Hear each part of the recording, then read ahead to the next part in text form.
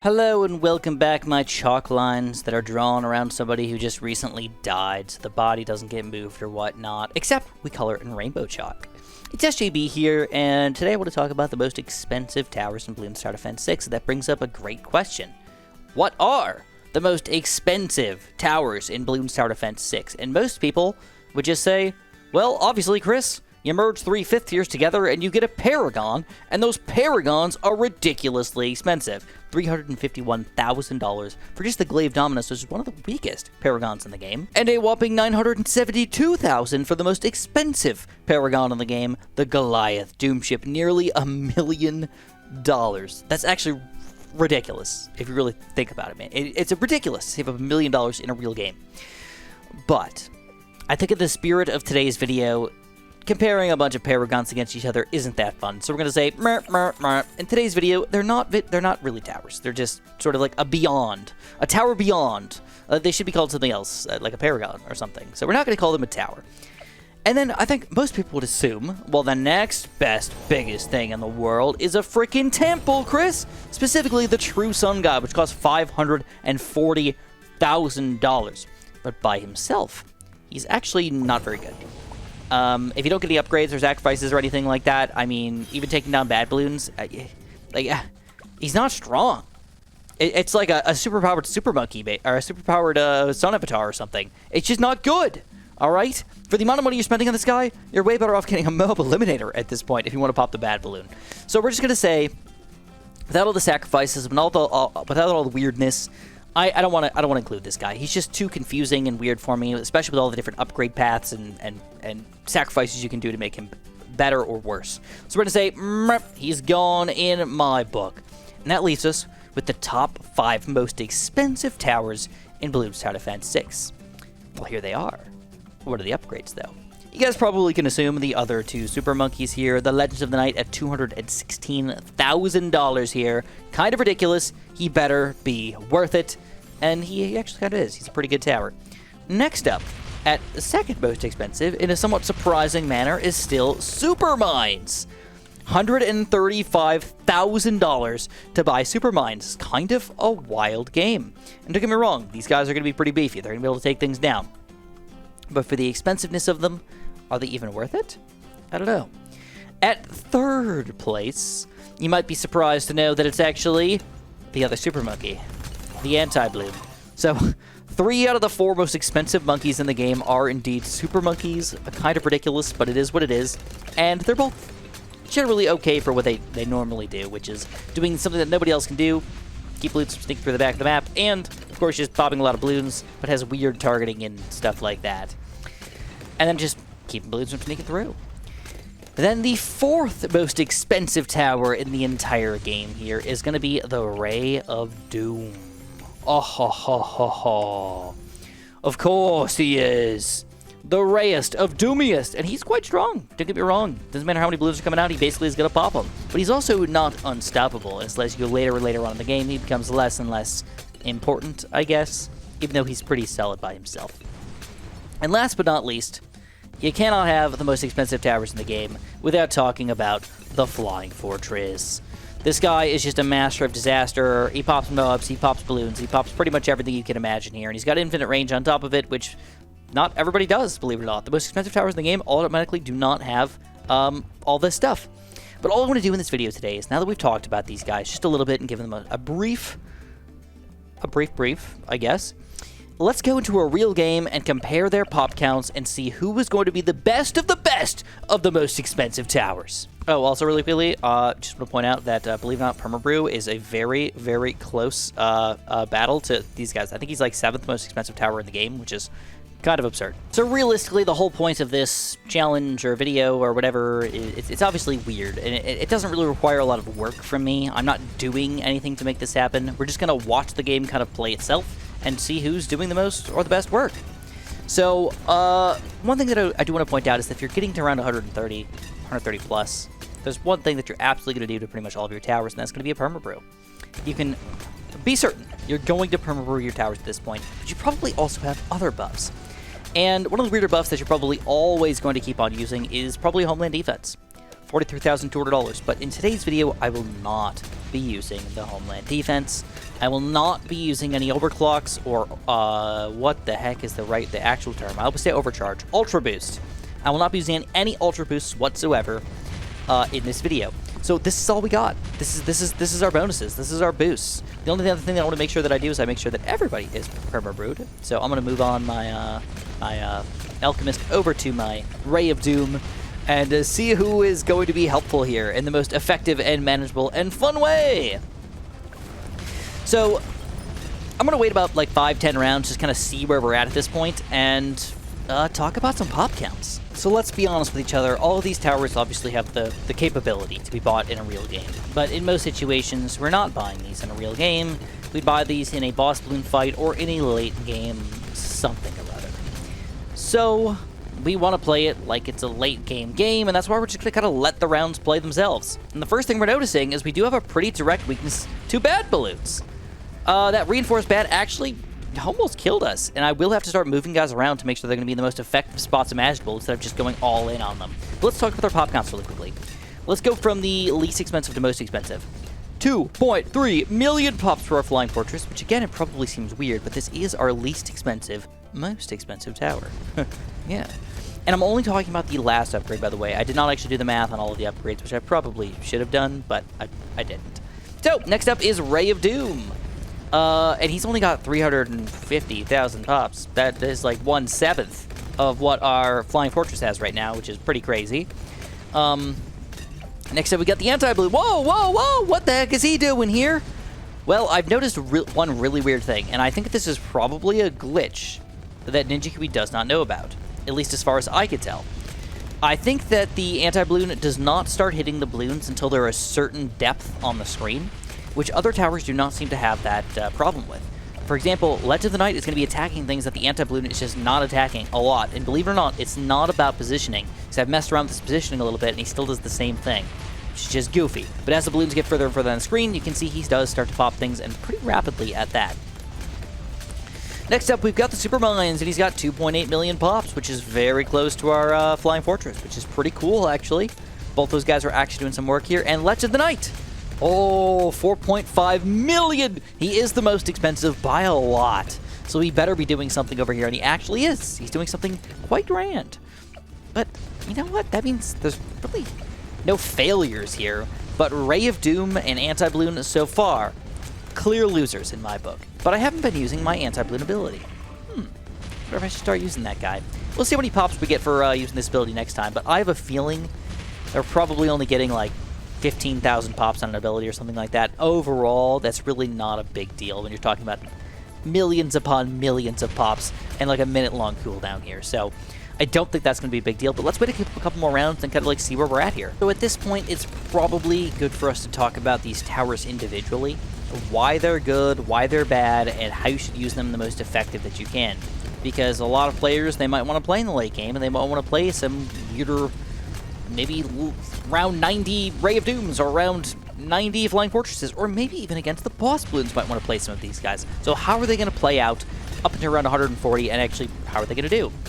So let's again start from the cheapest. And honestly, I gotta be straight with you guys, if you're in doubt and you want a late game tower and you're not sure which one to go for and you have $100,000 or so, Flying Fortress is the answer for you.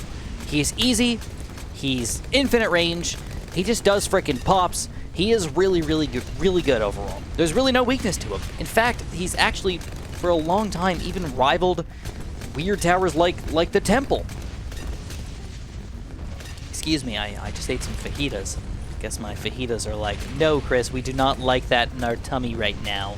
We want some fajitos, okay? So anyways, Flying Fortress is just the easy answer. Just go for him. He's good, he's solid, he's all around. He doesn't really have a weakness. You know, he's got purple popping power. He doesn't have direct camera detection. Of course, if you've got... Oh, I just realized. Doesn't have direct camera detection. That actually is making it so we're not even popping DDTs with this guy. What? In fact, that is one thing to note. He is the only... Oh my god, they all kind of don't have cam detection, do they? He does. He's got automatic cam detection. He does not have cam detection. He does have cam detection. He's got cam detection with this upgrade, but that's the best cross path to go for. I guess it's a mixed bag. It's not really a nobody or everybody kind of situation. But anyways, Flying Fortress, solid all around. Just use him. He's good. He's always going to work for you. But you probably don't want to go for the middle path here. It's a few $100s to get the camo detection, but you're so much better off going for the popping power option, which is load more darts. You want the popping power in the late game, you can easily get that camo detection, or just decam with the balloons with something else the rest of the game. All right, moving up in the world again, we've got the Ray of Doom. Now this guy is kind of weird because he's directly responsible for popping balloons. Any ceramic class balloon that walks even near the Ray of Doom, even if there's like 5 bajillion of them, he'll take them down. He does have a pop limit, but basically in a game, you'll never actually reach that pop limit. It requires you to do weird, crazy, challenge editor nonsense BS that like forces the game to basically close itself because the Ray of Doom glitches the game into out of existence because he's so strong. So against low-level balloons, probably the best option there ever was and ever will be. But that means, of course, he sacrifices a little bit of late-game big balloon popping power here. Popping BFBs, oh my god, bad balloons. Kind of a weakness, you know. And they're not even bad. He's not even bad against it. Like, you throw this guy against any round, up to round 100, he will annihilate it by himself. But super late game, he does start to fall off. It ends up being a little bit problematic. Plus, I think a lot of people would agree that Ray of Doom does cause some lag because you're hitting the balloon so quickly. It requires a lot of calculations and everything to kind of make it happen. So if you're going late game, Ray of Doom may not be the best option for you. May not. And if you're looking at the pop counts, again, just compare it. Flying Fortress, Ray of Doom, I mean, we're at like 3 times as high with our Flying Fortress. So, whew, price per dollar, or pop per dollar, not good. Not good with the Ray of Doom here. At least right now. And then we'll move up to the Anti-Balloon, and he's finally starting to come into his own a little bit. Anti-Balloon at 2 million pops right now. Definitely a killer, basically. In fact, I'm going to start moving these guys around a little bit because the balloons are starting to get a little bit further on the map. So we're going to have to move things sort of closer to the center of the map so we can actually start to pop things. I think I did a pretty good job with my locations of mostly everything. We could have put the Ray of Doom in the front to like maybe try to shoot this way, but I don't think that would have actually helped very much. We're better off just aiming this way and just trying to get as many pops as we possibly can out of him. So we're going to move the anti-balloon to the middle. Kablamo. We're going to have to rebuild a village to make sure we do have that cam detection for everybody. And that jungle drum, so we don't cheat anybody out of anything. And then I'll start warping this guy to the middle of the map as well, which is kind of cool. And I think I also have to move this guy too. We're going to move him probably, I don't even know, maybe like right here. So we still just mostly popping balloons rather than trying to save the day, which is the normal way you play the Spike Factory. Obviously, we talked about the 2 guys. If you're going for anti-balloon, though, you definitely want to go Plasma Blast unless you need that cam detection specifically. It just, you know, actually, I have not done a test in a long time on which one's better, but usually Plasma Blast is more for direct damage, and this is more for direct support. If you need to slow balloons down, or if you need that cam detection, it's kind of the way to go. And then don't forget that this ability, pre-100, is absolutely delicious. Helps you so much in insta-killing pretty much everything. And it's got a huge range, by the way. Huge Mungo! Especially if you're jungle drumsing him and perma-rowing him and stuff. It's the entirety of his range that the ability actually gets used on. So definitely worry about that. Definitely use that ability if you can. One other thing to keep in mind with this guy, though, is that he does have targeting options, but you cannot use the same targeting option on each arm. You cannot go first, or last, or close, which would be unbelievably awesome. They deny you pretty hard. Here we go, look at that. Oh, beautiful insta-kill. They deny you pretty hard, so you definitely have to go for 2 different targetings. Usually what I like to do to be most efficient is I usually leave 1 on first, and then I try to position him 1 on first. I try to position him so I can leave 1 on close, and that will be the one that, like, hopefully saves the day. Keeps the balloons from sneaking through the back of my defense. But last or strong usually pops the bubs too quickly and ends up letting them sneak through your defense. So it's kind of up to you what you're looking for. If you want specifically them to aim bad, last and strong is probably your best option. But you could do whatever you want to like make him be the most effective that he can be for your strategy. All right, Super Mines. This is an easy one. Even fast production. There's your answer. There's pretty much no reason that you should ever go bottom path Super Mines here. It just doesn't really make sense. Yeah, we're going to throw this guy. We're going to throw him right here. We're going to just build another freaking jungle drums, bro. Why not? There's really no reason to go for any other cross path. Oh my god, he's got 9 million pops these days. Woo! He is really expensive, though, $135,000 for a spike factor. It just seems really, really weird. Seems like he should be stronger than he actually is, but he's getting pops. That's the main thing you should keep in mind here. Well, look at these crits. It is kind of ridiculous. I actually kind of like that crit army right there. But Supermines is kind of a difficult tower to use. Obviously, it's really good. If you buy pretty much any regular game, you won. You know, like nothing's going to sneak through, but super duper late game, kind of difficult to use because usually spike factors go in the back of the map. They don't usually go in the middle of the map or the front of the map. That's kind of a weird place to put the Supermines. Just it doesn't really make sense, you know, like logically or strategically, it doesn't really make sense. But it's difficult to use. By the way, we're keeping up here around 158, still going not strong. We're probably going to lose pretty soon, so we're going to have to watch ourselves a little bit. But here we are. Did we really talk about all four other guys already? The Legend of the Night. So let's look at pop counts really quickly before we talk about the strongest tower in the game. Clearly from money mount and from pop count. So we've got Ray of Doom here with 3 million. We've got Anti-Balloon with 3 million as well, but a little higher. We've got this guy with almost 10 million. Woo!